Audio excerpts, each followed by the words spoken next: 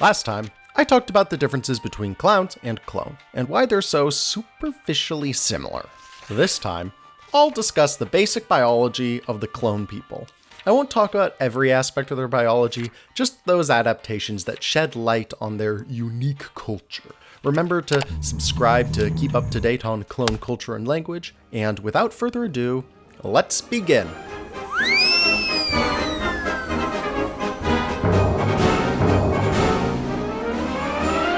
Kloun are very distrusting of outsiders, so we don't have much in the way of DNA evidence. Instead, scientists rely on observations about their anatomy and behavior. Most experts agree that kloun are part of the Homo genus, since they originate outside of Africa and bear strong resemblance to Homo sapiens. Conspiracy theorists claim that kloun are interdimensional time travelers due to their divergent physical features and flipped organs, but all their physical features are genetic and more likely a product of reproductive isolation. Whether kloun are a subspecies of Homo sapiens or a separate species entirely is hotly debated.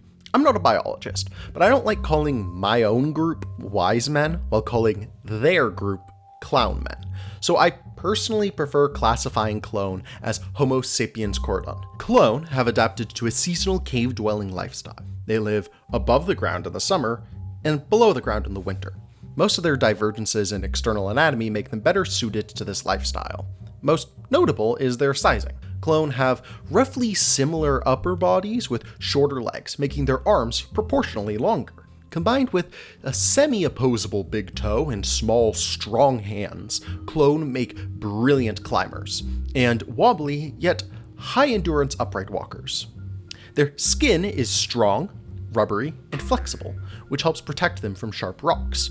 The extra collagen even gives their skin a slightly bluer tint due to Rayleigh scattering. They lack most pigmentation since they live underground for most of the year, so their skin often appears pink or dull purple.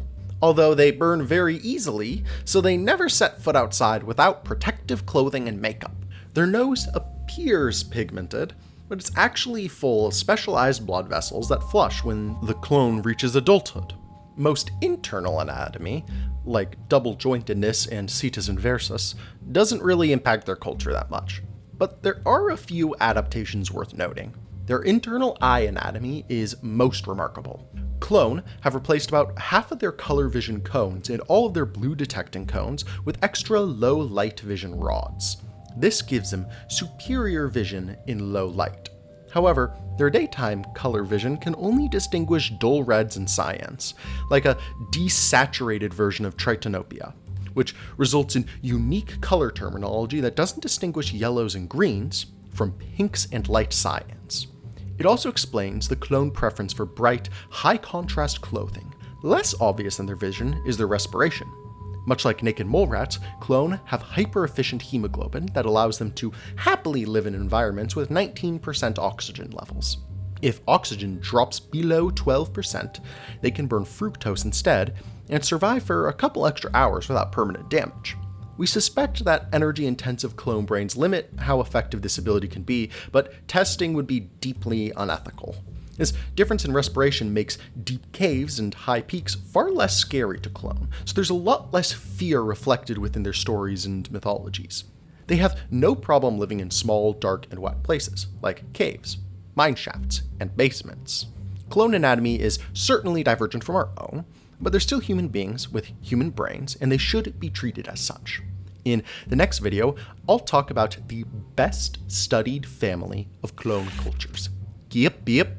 I can't discuss all the details, but I will explain the basics of their lifestyle, their makeup and religion, and their humor-based social structure.